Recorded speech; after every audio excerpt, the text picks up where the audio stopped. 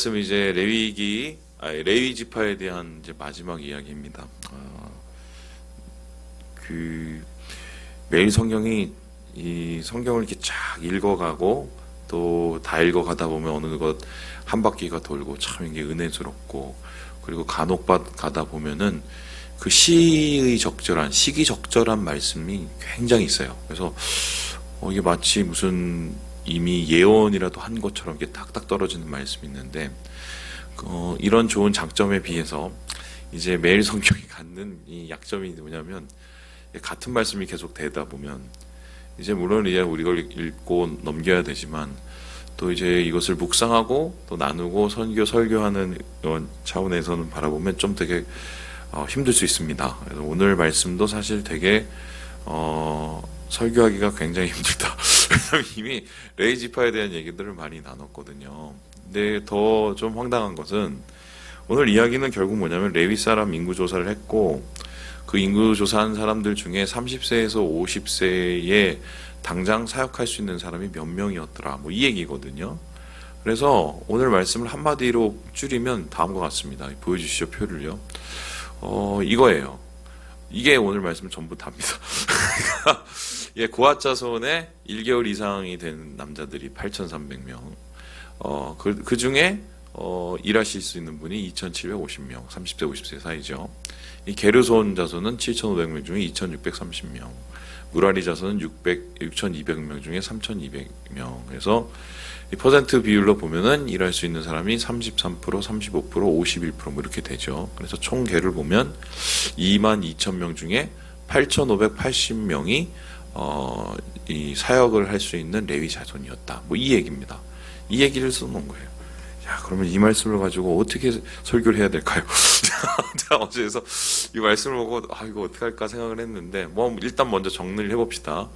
왜 30세에서 50세까지가 이 다른 지파 사람들과 다르게 특별히 계수가 되었을까? 보통은 20세에서 60세인데 제가 앞서서 말씀드렸지만 하나님께서는 10년의 준비 기간을 주게 하셨고, 그리고 가장 신체가 좀 이렇게 적절히 주님을 섬길 수 있는 나이를 배려해서 50세에서 60세 사이를 이렇게 여유를 두십니다. 그래서 정확하게 하나님 앞에 준비된 자들, 그리고 하나님 앞에 최고를 드릴 수 있고 최선을 드릴 수 있는 자들을 모은 게 이제 30세에서 50세의 사여였죠. 이제 그것이 총 다 하면은 22,000명 중에 이제 8,580명이니까 절반이 되지 않습니다. 이제 그런데 이 모습을 우리가 보면서 먼저 생각해 볼 것이, 고핫, 게르손, 무라리, 이 레위 지파의 세 종족이죠. 이 종족들의 이제 이 직무와 또 이들의 숫자, 또 이들의 그 퍼센테이지율, 이거를 좀 오늘 제가 좀 분석을 해봤어요. 어제 분석을 했는데, 먼저 이 말씀부터 드리면, 고핫, 게르손, 무라리 중에 사실 제일 장남은 게르손입니다. 그렇다면은 어떤 의미에서는 어떻게 하면은 게르손이 제일 우두머리가 돼야 되고, 무라리 자손이 어떻게 보면 이렇게 1, 2, 3 이렇게 하고 제일 끝이 되는 거죠. 그런데 신기하게 이 말씀을 보면은 직무상 이제 편제를 보면 어떻게 되냐면, 제사장이 이 성막에 있는 기물들을 어떻게 해요? 포장하는 것을 담당을 했고, 그리고 성막의 기물, 제일 중요한 그 기물을 옮기는 것은 게르손 자손이 아니라 고핫 자손이 하게 합니다. 그러니까 사실은 제일 중요한 사역인데 그걸 장남을 안 시키고 고핫을 시킵니다. 그리고 좀 너무 심하다 할 정도로 이 무라리 자손 같은 경우는, 유라지 종족 같은 경우는 힘든 일만, 소위 말해서 죄송해요, 뺑이 치는 일만 시킵니다. 그래서 성막에 쓰는 기둥들 다 옮겨야 되고요. 제가 이제 저랑 같이 예전에 어디죠? 거기 성막 박물관 가신 분들은 기억하실 거예요. 그게 생각보다는 좀 높거든요. 이제 그거 다 옮겨야 됩니다. 그 기둥을. 그리고 굳은 일은 다 하고, 여러분 캠핑해 보시면 알겠지만, 캠핑에서 제일 힘든 게, 여러분 아시겠지만 이거 기초 받고 이런 거잖아요. 이거를 다 무라리 자손이 다 담당을 합니다. 그러면은 게르손 자손 입장에서는 일단 기분이 안 좋았을 것 같아요. 왜입니까? 그래도 우리가 이 레위 자손 중에는 제일 으뜸인데, 장남인데 어떻게 고앗을 제일 중요한 일을 시킬 수가 있어? 기분 나쁠 수 있죠. 그리고 반대로 무라리 자손 같은 경우도 어떻습니까? 아니 왜 우리는 그래도 뭐 막내라는 건 이해되지만 어떻게 이렇게 맨날 뺑이만 시키고 이게 힘든 일만 시키고 말이죠. 이건 이제 너무한 거 아니야? 차라리 그 순번제로 돌아가면서 하든지 뭐 이런 생각을 하면서 불평을 할 수가 있는 상황인 거예요. 그런데 제가 한번 여쭤보겠습니다. 이 직무 배치를 누가 시키셨어요? 사람이 시켰어요? 하나님이 시켰어요? 하나님이 시켰어요. 그러면 이거 하나님 너무해요. 사장님 너무해가 아니라 하나님 너무해죠. 하나님 이거 차별하시네. 하나님은 차별하시는 분이구나. 하나님은 평등하신 줄 알고 공평하게 사랑하시는 분 줄 알았더니 아니었구나. 뭐 이런 생각 우리가 할 수가 있습니다. 교회 안에서도 비슷한 일이 있는데 이런 거죠. 어떤 분들은 막 스팟라이트를 받습니다. 그래서 조금 일도 열심히 안 하는데 앞에서 빛나는 자리에 있어서 뭐 예를 들어서 교회에서 제일 빛나는 자리는 사실 뭐 이 자리고, 근데 이 자리는 여러분 아시겠지만 책임이 되게 좀 많아요. 은근 3D예요, 이 자리는. 이거 말고 뭐 예를 들어서 성가대 제일 하고 싶어 하지 않습니까? 왜냐면은 성가대는 고상하죠. 뭐 이렇게 얘기하면 또 혼나나요? 그래서 보면은 어떻습니까? 그냥 자리를 잘 지키면서, 그리고 성가대는 특급대우도 해주는 데도 많고, 그리고 열심히 목소리로 하나님을 찬양하고, 그리고 예배 시간에 제일 집중이 된단 말이에요. 근데 그런 데에 반해서 예를 들어서 교회에 와서 아침부터 저녁까지 밥해요, 그 다음에 설거지해요, 또 분배해요, 이런 식당 일 맡으신 분은 정말 이름 없이 빛도 없이 일을 합니다. 그뿐만이 아니죠. 교회에서 또 남성들이 하는 일을 보면 재정부, 뭔가 그래도 이게 교회의 그 전체를 이렇게 조절할 수 있고 컨트롤할 수 있는 좀 특별한 일 같아 보입니다. 근데 반면에 청소하고 뭐 고치고 뭐 이런 거 어떻게 보면은 빛도 없고 별로 이름도 나지 않는 막 그런 일이에요. 그랬을 때 한번 생각을 해보면 난 좀 이런 일을 하려고 내가 교회를 왔어? 뭐 이런 생각을 할 수도 있고, 또한 내가 좀 더 밝고 좋은 일을 하려고 했는데 아시겠지만 어떤 분은 음치라고 한번 생각을 해봅시다. 못하는 거예요. 아이고 하나님께서 나한테 이거밖에 안 주시니까 내가 여기서 밥이다밖에 안 되지, 이렇게 생각하실 수 있어요. 이런 이 미묘한 차별감, 그런 거를 사실 고핫, 게르손, 무라리가 같이 느낄 수 있는 상황이었죠. 근데 그렇다면 하나님이 정말 사람을 차별하시는 걸까? 그래서 하나님께서 드러내시는 일과 감추시는 일이 있고, 거기에 따라서 하나님께서 차별대우, 차등대우를 하시는 걸까? 그런데 우리 하나님이 그러신 분은 아니죠. 하나님께서 일하시고 하나님께서 나누실 때는 분명한 이 디자인의 그 목적이랄까요? 이런 게 있는데, 제가 어제 이거를 좀 곰곰이 생각을 해봤어요. 그리고 이 주석집을 이렇게 다 이렇게 뒤져보고 찾아보고, 근데 저처럼 생각하시는 분이 있어서 이게 그래도 뭐 틀린 말은 아닌 것 같아서 오늘 좀 나누려고 하는데, 왜 하나님께서는 고핫 자손에게 제일 중요한 일을 주신 것 같고 무라리 자손에게는 왜 하나님께서는 이렇게 고된 일을 시켰을까? 첫 번째를 한번 살펴보면, 고핫 자손에게 성전 성막 내부의 그 기물들을 옮기는 중요한 사역을 주셨단 말이에요. 왜 게르손이 아니라 고핫이었을까? 근데 여기를 잘 보면 이유가 있어요. 어떤 이유냐? 여러분 제가 질문을 해보겠습니다. 모세와 아론 또 그의 자손이 제사장 그룹들이죠. 아론과 그의 자손들이죠. 이 제사장 그룹이 고핫 계파일까요? 게르손 계파일까요? 무라리 계파일까요? 예? 어딜 것 같아요? 자, 1, 2, 3. 33.3%의 확률. 자, 어디겠습니까? 고핫이에요. 그러면 모세와 아론과 그의 제사장 그룹들은 고핫 자손들입니다. 그러면 왜 하나님께서 성전 기물을 고핫 자손이 옮기게 했는지 좀 추리해 볼 수 있는데, 이런 겁니다.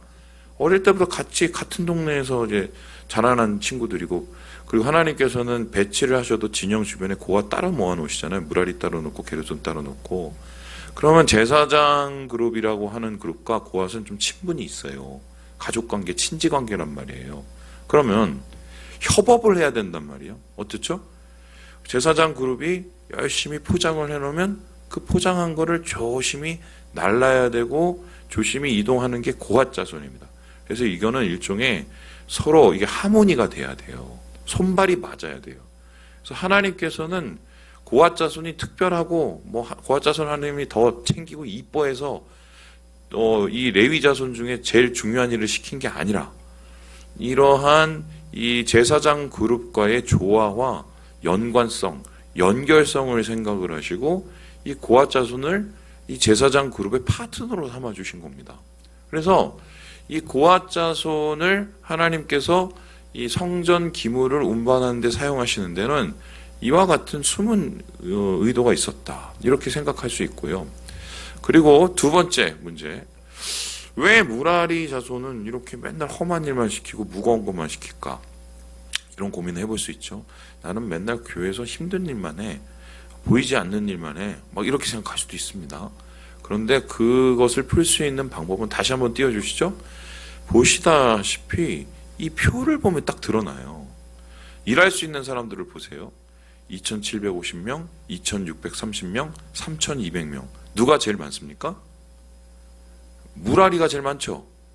그러면 실제적으로 이 운반하는 이 소위 말해서 기둥들, 또 무거운 동 이런 거 옮기려면은 사람이 많이 필요하죠. 그럼 사람이 많이 필요하면은 그 당시에 30세, 50세 남자 중에 제일 인원이 많이 동원될 수 있는 이 자손인 무라리 자손을 어떻게 해요? 하나님께서 배치를 하셔서 그 사역에 감당할 수 있게 가장 적절하니까 그것을 하나님께서 인도해 주신 거죠. 그러니까 이것은 차별의 문제가 아니라 하나님께서 적절하게 그에 맞는 사역과 직무를 주셨다는 것입니다. 교회도 마찬가지입니다. 물론 목사가 실수를 할 수도 있고 목사가 차별을 할 수도 있습니다. 저도 그럴 수 있어요. 근데 저는 상당히 진짜 안 그러려고 노력을 정말 많이 했거든요.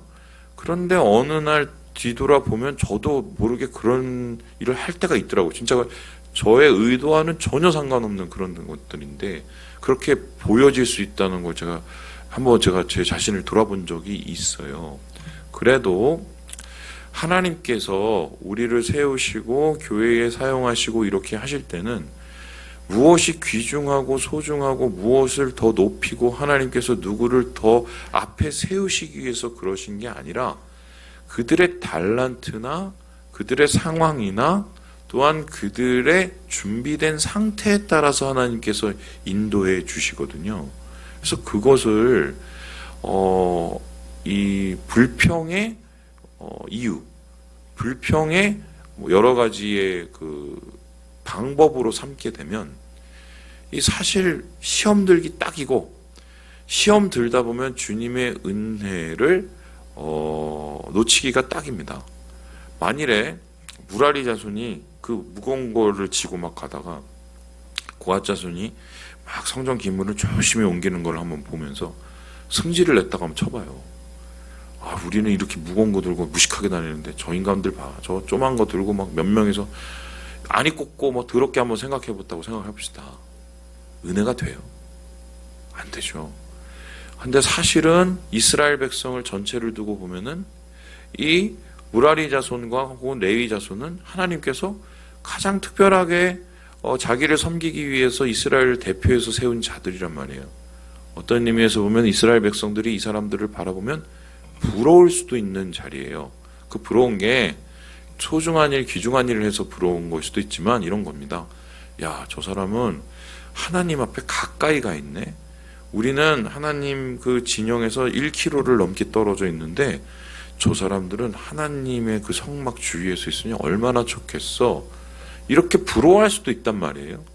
그런데 부러워할 수도 있는 그 사람들이 오히려 서로 나한테 어떻게 이래? 나는 왜 이거밖에 안 돼? 저런 사람과 나는 왜 이렇게 달라? 이런 식으로 비교를 하고 싸우고 뭔가 문제가 생긴다면 다른 사람이 은혜의 자리라고 생각하는 그 자리가 은혜가 아니라 이건 완전히 은혜를 파괴하는 죄의 자리가 될 수도 있다는 거예요. 그래서 오늘 이러한 민수기 이 4장 레위 지파의 배치와 이런 관계, 연령, 비율 이걸 우리가 좀 다시 한번 따져보면서 우리는 하나님의 계획에 대한 좀 신뢰를 해야 될 것 같다. 주님이 오늘 이렇게 나를 이곳에서 이렇게 사용하시고 또한 이렇게 하나님께서 나를 인도하시는 것에 대한 것을 감사할 수 있는 이유는 내게 감사의 이유가 넘쳐 흐르고 매일 아침마다 감격이 넘쳐 흘러서 그런 게 아니라 하나님을 신뢰하기 때문이에요. 이렇게 내가 이해할 수 없는 상황 속에서도 내가 이해할 수 없는 이 배치 속에서도 하나님이 뜻이 있고 하나님이 나를 향한 계획이 있고 하나님이 우리를 향한 전체적인 디자인과 그림이 있을 거라는 그 확신 때문에 우리가 그것을 감사하고 이겨내고 은혜로 받아들이는 거죠. 사실 조목조목 그것을 우리가 고민하기 시작하고 불평하기 시작하고 우리가 거기에 대해서 마음을 상하기 시작하면 제일 좋아하는 존재들이 누굽니까? 바로 마귀 새끼들이에요. 너무하나요? 진짜예요. 마귀 새끼들이 제일 좋아요. 유일하게 욕할 수 있는 존재죠. 왜 그렇습니까? 마귀가 좋아하는 건 딱 한 가지예요. 은혜 못 받게 하는 거거든요. 은혜를 못 받으면 어떻게 됩니까? 하나님한테 멀어지잖아요. 하나님한테 멀어지면 어떻게 됩니까? 자기 먹이가 되는 거예요. 여러분 아시죠? 사자들이 어떻게 사냥을 하는지, 어떻게 사냥을 합니까? 막, 물소들이 딱 있고, 혹은 어떤 사냥들이 딱 있고, 아니 그런 존재가 있어요. 그러면 막 달려들어갖고 한 놈을 이렇게 찍어서 조지고 이러지 않아요. 그냥 그 무리를 자꾸 해칩니다. 이렇게 공격하는 척하고, 이렇게 해치고, 저렇게 해치고, 그러면 항상 낙오자들이 생기거든요, 거기에. 그 낙오자가 남은 떨어진 그 한 개체를 집중적으로 공격해서 자기 먹이를 삼거든요. 사탄이 하는 짓이 똑같습니다. 그래서 우리는 때로는 다 이해되지 않고 다 우리가 받아들일 수 없는 순간 속에서도 그것이 때로는 정말 사람의 실수든 또한 여러 가지의 상황의 문제건 간에 일단 하나님을 향한 신뢰는 절대로 버리면 안 돼요. 그거 버리면 은혜는 잊어버리게 되는 거예요. 오늘 이 레위인들의 이 이야기를 우리 함께 살펴보면서 은혜 받을 만한 마음이 무엇인지 또 하나님께서 주시는 계획과 그에 대한 신뢰가 무엇인지를 다시 한번 고민해 보시고 우리 내일 우리 성찬을 열심히 준비하시면서 은혜로운 성찬을 함께 누리시는 우리 모든 형제들 자매들 되시길 주님의 이름으로 축원합니다.